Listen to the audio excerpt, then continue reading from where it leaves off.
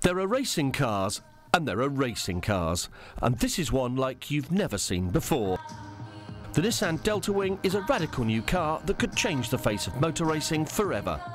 The car will reach a top speed of 300 kilometres an hour, yet that comes from just a 1.6 litre engine. This is a very significant step for the industry. Basically, we're going to be competing at the same speed as the Premier status cars, but we're going to be doing it on half the fuel. And we've done that by halving the weight and halving the aerodynamic drag, whilst also being able to therefore halve the power. And this gives us this efficiency step. Basically, we're able to use a 1.6 litre DIGT turbo engine from Nissan, and this is really an extraordinary step, and I think that it'll shake the world, actually.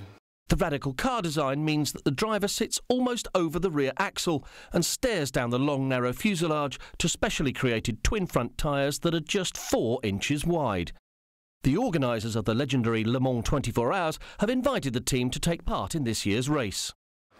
Le Mans is the greatest challenge in motorsport. It's an endurance event over 24 hours.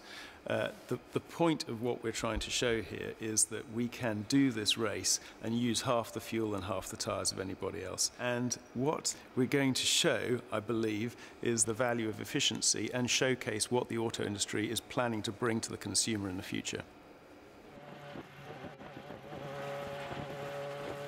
Nissan has always been innovative. We were the first ones to bring an electric-powered vehicle to the masses.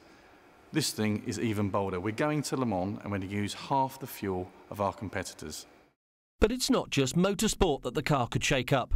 Nissan is a founding partner of the project and is looking to use the Deltawing to research and develop future technologies that can be filtered down into Nissan's road cars. I can't wait to drive this car at Le Mans. The Nissan Deltawing is definitely capturing people's imagination. I think the thing that really got me was I went for dinner with my friends the day after I'd driven it, and I showed them some pictures, and all the guys were like, wow, that's really nice. And I showed it to my friend's 8-year-old son, and he was just blown away by it. He's like, wow, what is that? And he just wants to see it in the flesh. And that for me is fantastic for the future of our sport, that people can engage with something like that. Kids love it, and yeah, just can't wait to get it out there and show it off to the crowds in France.